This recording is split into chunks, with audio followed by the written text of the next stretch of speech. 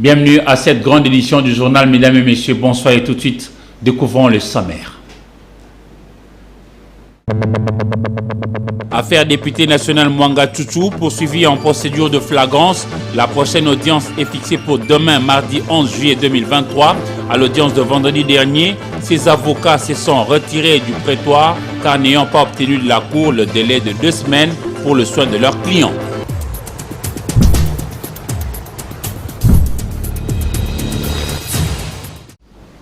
Cette grande édition du journal a le bonheur de recevoir pour vous Christian Lenga Lenga, opérateur économique mais aussi administrateur civil de la concession de Lenga Lenga dans le Maïndombe. Bonsoir Christian Lenga Lenga. Bonsoir monsieur le journaliste. Et l'actualité, ça partira de la centrale électorale pour vous dire que la CENI a fait appel à l'électorat depuis le 25 juin 2023 et dès le 26 juin, la CENI a ouvert le BRTC, Bureau de réception et traitement des candidatures, mais l'on remarque que la classe politique dans toutes les tendances ne vient pas ou presque pas déposer les différents dossiers pour soumettre au niveau de la centrale électorale. Suivez ces commentaires de Patrick Borel-Moukendi.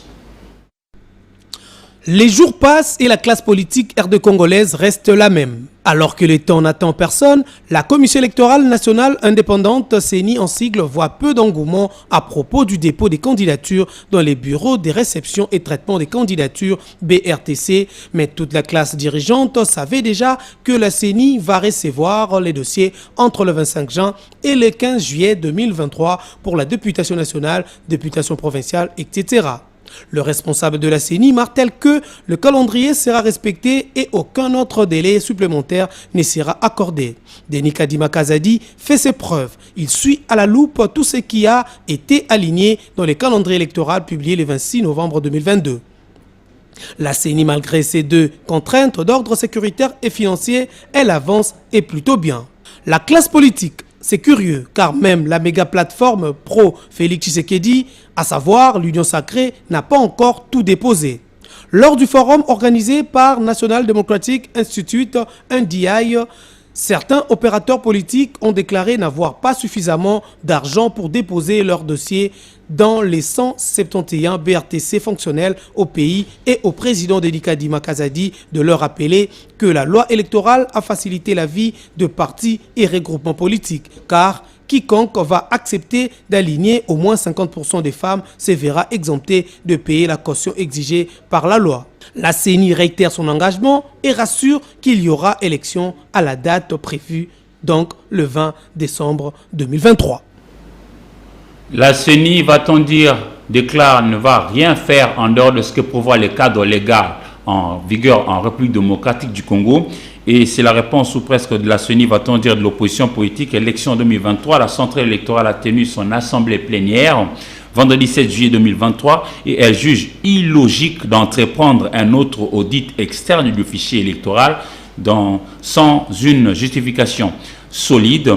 Denis Kadima Kazadi, président de la CENI, est revenu pour saluer plutôt cette bonne pratique que de procéder à l'audit externe du fichier électoral, tout en rappelant que ce n'est pas une exigence légale en République démocratique du Congo. La remise en cause de la loi électorale, la recomposition de la Cour constitutionnelle, la recomposition de la plénière et du bureau de la CENI, etc. Toutes ces questions ne relèvent pas à proprement parler, hélas, de la compétence de la CENI selon la loi organique qui instaure cette institution d'appui à la démocratie en RDC. Entre-temps, le dépôt des candidatures à la députation nationale, députation provinciale se poursuit. Cependant, la CENI note une lenteur remarquable dans cette opération, mais elle rappelle qu'aucune prolongation ne sera accordée vu les impératifs liés au calendrier électoral publié depuis le 26 novembre 2022.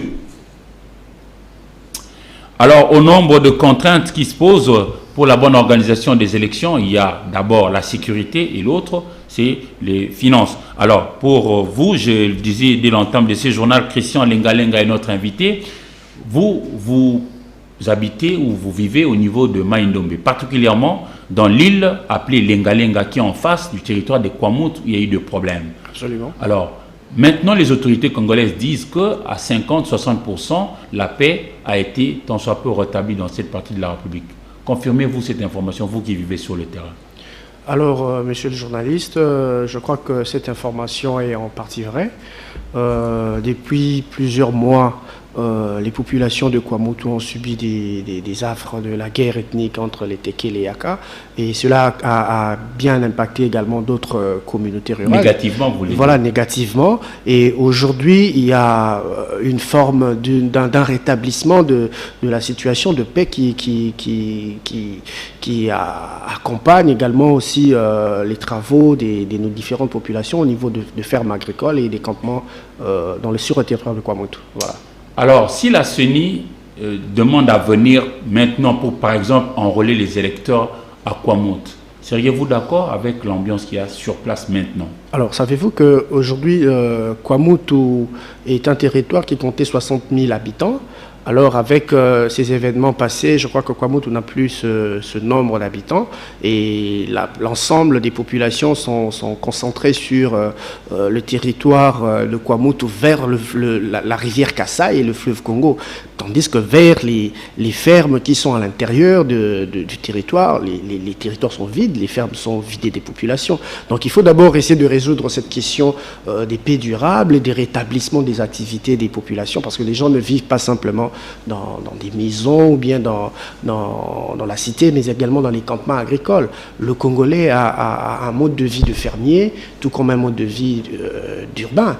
Alors, il nous faut réellement que l'État travaille avec les services d'ordre pour essayer de rétablir cette paix et accompagner également les services de l'État dans ce qu'on appelle l'occupation du territoire du pouvoir public. Donc, c'est-à-dire l'État doit occuper réellement les territoires, parce que nous constatons qu'il y a des territoires ou des localités là où tu trouves deux militaires sur une étendue de millions de mètres carrés. Alors, tout ça, c'est vraiment des défaillances, je dirais, administratives, qui appellent aussi à une réforme sur le plan administratif, une décentralisation non seulement administrative, mais une décentralisation financière, une décentralisation accompagnée des différentes compétences pour permettre aux administrateurs de territoire d'avoir tous les pouvoirs contraignants afin de résorber ce problème d'insécurité au niveau du territoire de Kwamoutou. Donc, il y a tellement de choses sur le fleuve Congo.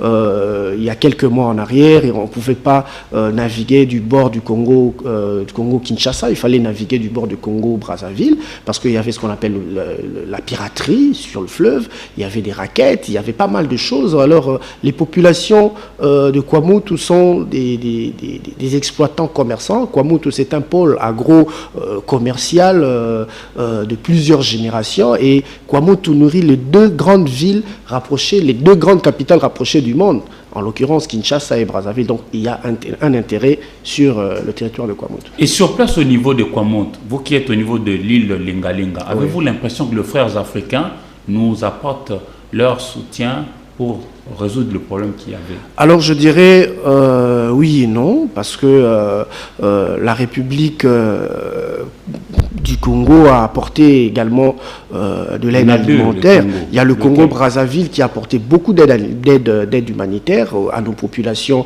de Kwamoutou, qui avaient vraiment un confort pour être secourus de manière plus aisée par rapport à la République démocratique du Congo, qui n'a vraiment pas apporté d'aide confortable à ces populations. Bien entendu que cette aide a été par moments tripotée par différents services de l'État dont nous ne citons pas les noms ici. Alors, je vais vous garder, on va revenir plus tard. Entre-temps, le chef de l'État fustige le fait que jusque-là, son bilan, en rapport avec le secteur de la justice, déçoit. Regardez en image ce que le chef de l'État a dit avec Sylvie Fortuné-Moula. Là, je vous dis, je pense que s'il y a un bémol à mettre sur mon bilan, je crois que c'est celui-là. Si il m'était demandé de le faire, je ne suis vraiment pas satisfait du bilan, jusqu'ici en tout cas, récolté dans la justice. J'ai beaucoup compté sur le pouvoir, parce que je me dis, comme dans la Bible, c'est la justice qui élève une nation. Malheureusement, dans notre cas, la justice détruit notre nation. J'ai tout mis en œuvre pour essayer de faire comprendre, surtout aux chefs des corps, mon intention, ma vision. Et en fait, ma vision, c'est de dire, voilà, c'est vous qui connaissez votre métier, exercez-le consciencieusement, tel que vous l'avez appris de vos précepteurs.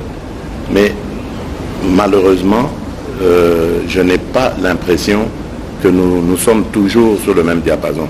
Et nous récoltons souvent la critique de l'opinion de manière injuste, qui pense que, par exemple, je prends comme ça un cas, lorsqu'on met quelqu'un en prison préventive en attendant son jugement et qu'après on le libère, on pense toujours qu'il y a une intervention de l'État. Madame, je peux vous le dire, devant Dieu, je ne suis intervenu dans aucun cas de ce pays pour demander l'arrestation ou la libération de quelqu'un. Jamais. Parce que je veux que la justice soit indépendante.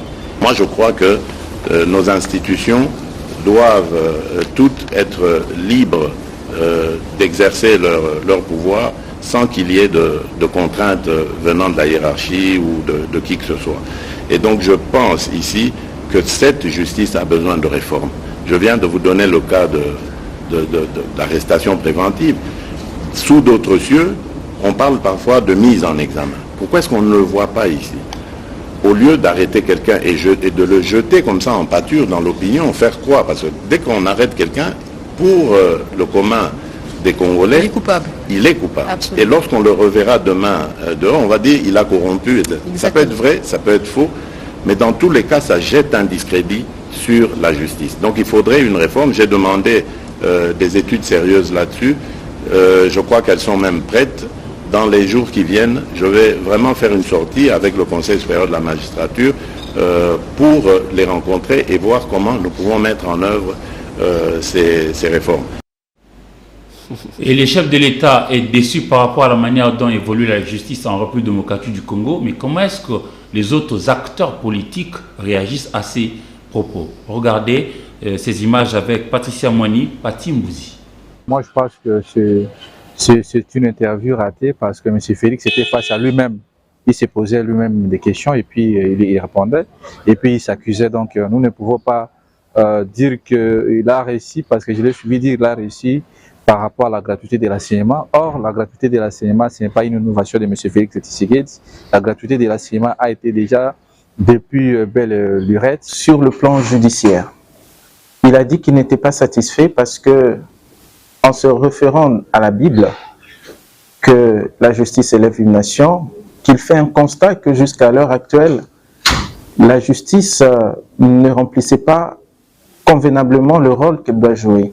C'est aussi une manière d'interpeller les autorités judiciaires ainsi que les personnes qui exercent dans ce secteur, d'essayer d'améliorer leur rendement en la matière pour permettre à ce que cette justice se conforme à sa vision. Il ne s'indexe pas directement. Ça veut dire que nous avons dans ce pays ce qu'on appelle le principe de respect des institutions. Il faut dire que cette interview elle est inopportune par le simple fait que la personne l'a fait, mais avec qui? Avec celui qui, du point de vue protocolaire, incarne sa bouche et ses paroles. Donc on ne devait pas, moi personnellement je ne comprends pas qu'un chef d'État parle à lui-même. C'est quand même pas compréhensible dans des États sérieux beaucoup plus organisés. Ça, c'est la première de voler. La deuxième, c'est en fait la non-maîtrise des B à bas de la gestion. Lorsqu'on gère de par la Constitution de la République démocratique du Congo, on a cette qualité de commandant suprême.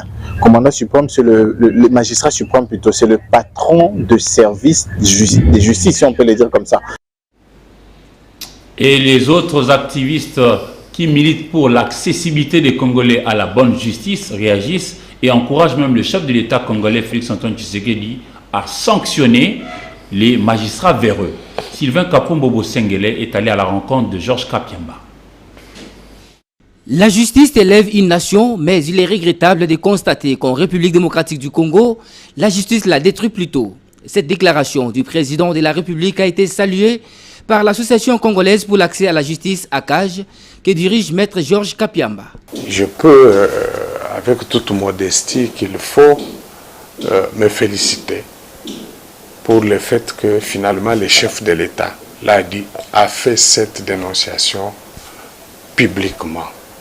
Et la CAJ fait partie des organisations ou des personnes physiques qui ont pu mettre à la disposition de la présidence de la République les cas qui ont confirmé qu'effectivement les magistrats, beaucoup de magistrats de notre pays travaillent pour leurs intérêts personnels, ils ne travaillent pas pour l'intérêt général. Bref, ils sont en train de travailler contre les intérêts de la nation et leurs actions sont en train de détruire l'état des droits, sont de nature même à détruire tout ce qu'il y a comme économie nationale. Cette organisation de la société civile soutient la réforme de l'appareil judiciaire telle que souhaitée par Félix-Antoine Tshisekedi Tshilombo. Nous soutenons la démarche de faire augmenter les pouvoirs de l'inspectorat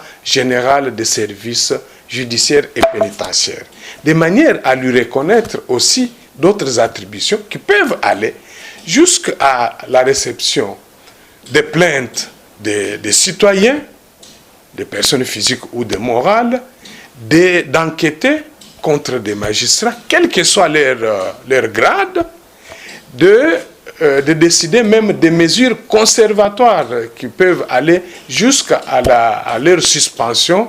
L'inquiétude du président de la République sur la justice RD congolaise vaut une interpellation à tous les magistrats, tant civils que militaires, à remplir correctement leurs tâches pour le bonheur de tous les Congolais. Et justice toujours, où en est-on aujourd'hui, par exemple, avec l'affaire Edouard Mwanga Tchouchou, le député national, les détails avec Sylvain Kapombo Bosengele. L'audience de la Haute Cour militaire de vendredi dernier, consacrée à l'examen des codes QR et ID des tests Covid-19 du député national Mwanga Tchouchou Izi, passé lors de son séjour au Rwanda, a été suspendue suite au retrait des avocats du prévenu.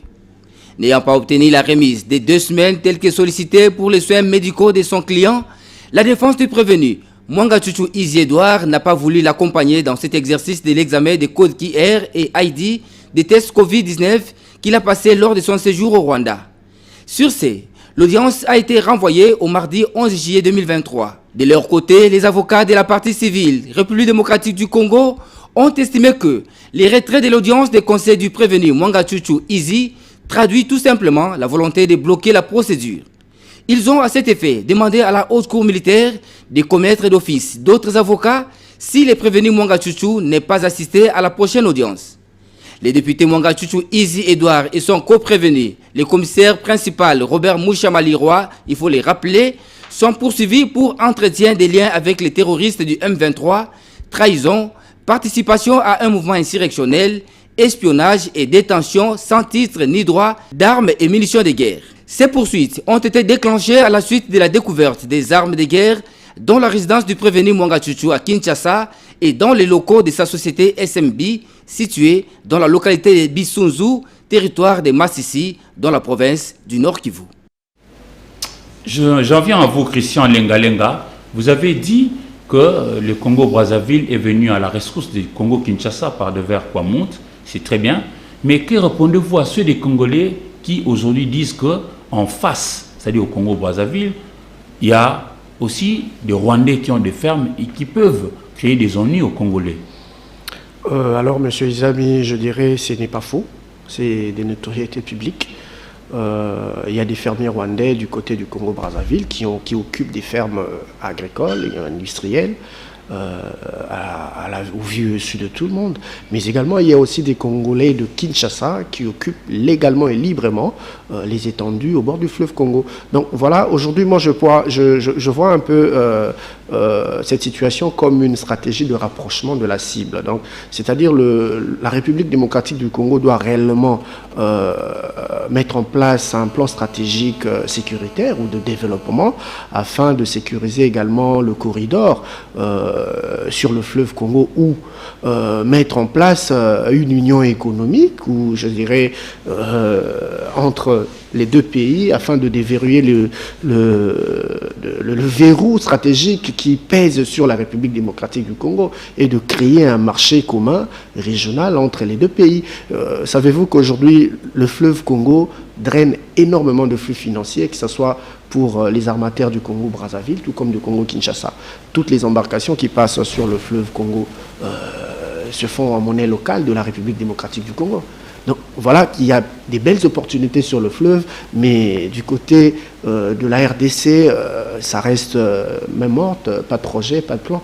Alors nous devons apprendre à être sérieux. Je vous retiens encore une fois, dans l'opinion, ça se dit, cette histoire de trafic éventuel, je dis bien éventuel de mots, j'insiste, d'organes d'êtres humains. Nous avons tendu le micro au numéro 1 de la police nationale de la République démocratique du Congo, ici à Kinshasa, le général Sylvano Kasongo, qui lui s'est expliqué. Pour lui, cela nécessite une certaine expertise.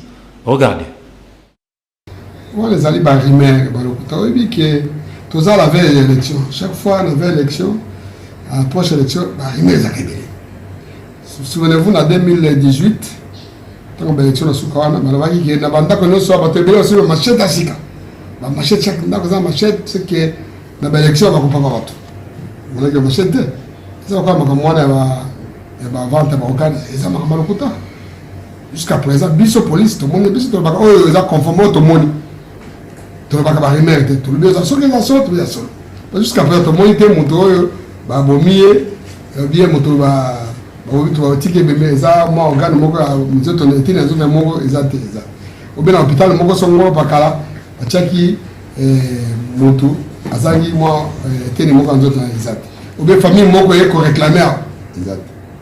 Tombé que, pour un spécialiste, un médecin, le processus sur les armes macasse, ça demande de technicité macasse.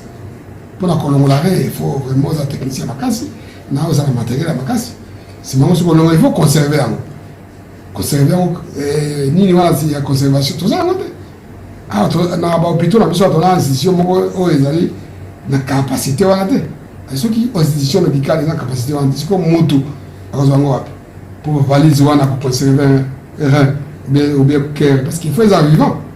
Il faut ceux qui sont confiés. Parlons de la cérémonie solennelle de la présentation de l'outil numérique de suivi de l'effectivité de la paye des enseignants sur le terrain. Ça s'est passé au niveau de la primature, présidée donc par le Premier ministre chef du gouvernement, Jean-Michel Samalukonde Kyenge. Suivez ce reportage de Dieu merci Kanda. Avant de remercier le ministre de tutelle qui a donné l'impulsion pour que ce qui n'était qu'un projet devienne un instrument fonctionnel, le chef du gouvernement a exprimé son satisfait face à cette merveille mise en place, élevant la RDC au diapason de pays technologiquement très évolués. C'est avec satisfaction que j'ai suivi la présentation de l'outil de l'effectivité de la paye des salaires des enseignants et des frais de fonctionnement alloués aux écoles primaires publiques et bureaux gestionnaires du ministère de l'enseignement primaire, secondaire et technique. Et ici, je voudrais remercier le ministre pour être allé plus loin, effectivement. Pour sa part, le professeur Tony Mwabakazadi a donné le leitmotiv à la base du développement et de la mise en œuvre de cet important logiciel qui permettra désormais de pallier à plusieurs difficultés auxquelles étaient confrontés jusqu'ici les enseignants. Le ministère de l'EPST s'est engagé sur vos instructions précises dans une réflexion afin d'identifier clairement non seulement les causes qui sont à la base de toutes ces difficultés, mais aussi et surtout les structures qui interviennent dans le processus de la paie des enseignants afin d'y orienter les actions correctrices appropriées. Il convient de noter que ce nouveau logiciel est la deuxième innovation sous l'ère Tony Mwaba. Et ici à Kinshasa notamment, c'est un souhait. Chacune de 24 communes devrait posséder de véhicules anti-incendie. Mais puisque nous n'y sommes pas encore, voyons ce que s'est passé. Voyons ce qui s'est passé au niveau de Kisangani, Boyoma, Singamwambe. Nous sommes dans la Chopo où samedi dernier, 2 véhicules anti-incendie ont été remis à la mairie sur place devant témoins. Suivez ces reportages de Blaise Moussa. La cérémonie de remise de ces 10 enjeux à la mairie de Kisangani a été présidée le samedi 8 juillet 2023 à l'esplanade de la Grande Poste par Madeleine Nikomba Sabangu, gouverneur de la province de la Tchopo. Dans son discours, l'autorité provinciale a fait savoir que ces 2 enjeux qui manquaient à la ville de Kisangani ont été acquis sur les fonds propres du gouvernement provincial avant de lancer un appel aux organisations professionnelles, notamment la FEC, qui compte parmi ses membres un nombre important de victimes de l'incendie et d'autres opérateurs économiques de s'impliquer activement pour l'entretien et la maintenance de ces enjeux. La dotation des véhicules anti-incendie qui constitue une action marquante de la protection civile rentre dans le cadre de la réalisation du programme d'action du gouvernement provincial. Dès à présent, nous pouvons avoir l'assurance de nous préparer conséquemment à affronter les dangers liés aux incendies.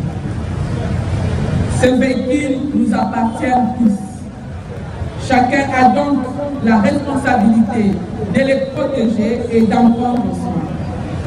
Pour sa part, Madame Marceline Minga, coordonnatrice de la protection civile, est satisfaite de la dotation de ces 2 véhicules anti-incendie, longtemps attendu depuis l'installation de ces services à Kisangani, mais surtout par la population boyomaise. Rappelons que cette dotation intervient après plusieurs années de l'absence de ces enjeux dans la ville de Kisangani.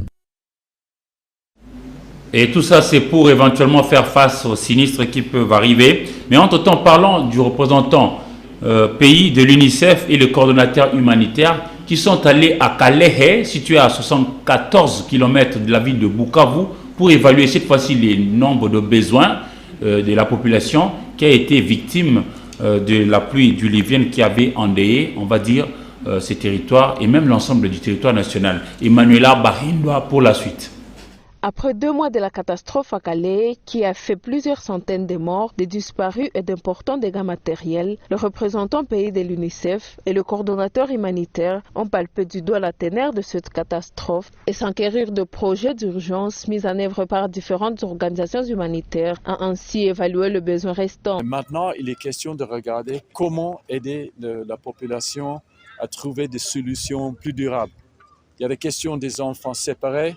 On travaille avec les divisions des affaires sociales pour trouver des familles d'accueil certifiées. Il y a la question de monter des écoles temporaires pour le rattrapage, mais aussi par la suite. Et on est en train de parler de 7000 ménages.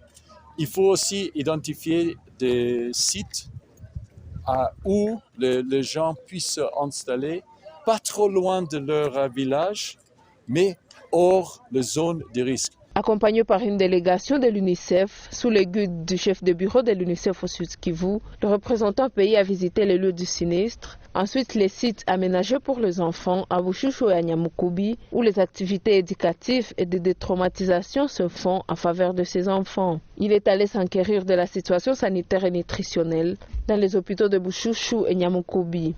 À la rencontre de 2 familles d'accueil transitoires qui encadrent les enfants orphelins, le représentant pays appelle ses enfants au courage, à l'assiduité et à garder espoir. Signalons qu'avec l'appui de l'UNICEF, le PST organise des cours de récupération en faveur de 4700 élèves dans 18 écoles dans la zone affectée par la catastrophe.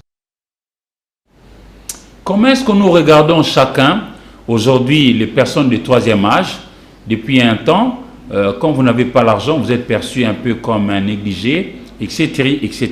Alors, à l'occasion de la journée commémorative dédiée à ces personnes, c'est-à-dire des 3e âge, l'ONG La Médecine Chez Moi a organisé une journée de sensibilisation aux différentes catégories pour nous demander les uns les autres à pouvoir considérer nos grands-parents et pourquoi pas leur apporter de l'aide quand il le faut. Sport encore, en route vers l'autre rive du fleuve Congo, soit en République du Congo voisin, le matin du vendredi 7 juillet 2023 pour prendre part au championnat d'Afrique professionnel des spécialités de kickboxing du 7 au 9, c'est-à-dire hier juillet 2023. Les Léopards ont reçu la visite inattendue du ministre congolais de Kinshasa des Sports et Loisirs, François Kaboulou Mwana Kaboulou, venu leur apporter le soutien de toute une nation. Christian Lengalenga, si vous avez un mot à adresser à nos différentes autorités à plusieurs échelons, vous leur direz quoi pour rétablir ou consolider déjà la paix et vous permettre d'évoluer, vous qui êtes opérateur économique dans cette partie du pays? Alors, je crois qu'il faut réellement rétablir la paix à Kwamotu, parce que Kwamotu, c'est un pôle agro-industriel et commercial, comme j'ai dit tout à l'heure.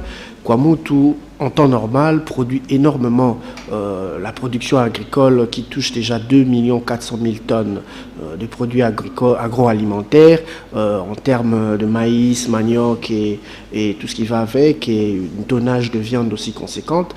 Ce qui équivaut à certains des pays africains ici. Alors je crois qu'il faut remettre la paix à Kwamotu pour que nous reprenions réellement nos activités économiques. Je prends l'exemple de notre cas. Nous sommes en plein projet d'électrification rurale, mais nous avons dû arrêter ce projet par rapport à cette situation de la guerre ethnique. Donc voilà, aujourd'hui il nous faut réellement que l'État, où j'interpelle le gouvernement et les présidents de la République, de mettre en place une table ronde interethnique entre toutes les ethnies vivant à Kwamotu et même les 400 et autres groupements ethniques de la République démocratique du Congo pour un projet de vivre ensemble, mais également, monsieur le journaliste, tribus, vous voulez dire. Voilà, 450, je voulais dire. Tribus. Voilà, tribus. Et je veux vous dire, monsieur le journaliste, je crois qu'il faut supprimer les origines ethniques dans nos cartes d'identité. Et je crois c'est la meilleure des choses qu'il faut faire pour essayer de donner une construction d'une nation en République démocratique du Congo. Merci beaucoup, Christian Lenga-Lenga. Je rappelle que vous êtes opérateur économique et administrateur civil de la concession Lenga-Lenga. Nous sommes dans le territoire de Kwamout, situé dans la province de Mai-Ndombe. Nous allons terminer ce journal, mais bien avant, voici le rappel des titres.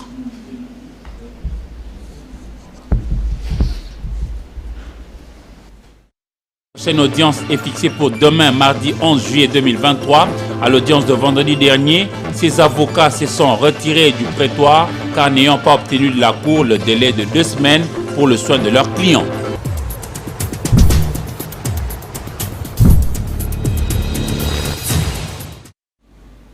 Mesdames et messieurs, ce journal est complètement terminé. Merci à vous de l'avoir reçu dans vos familles et surtout bonne semaine et au revoir.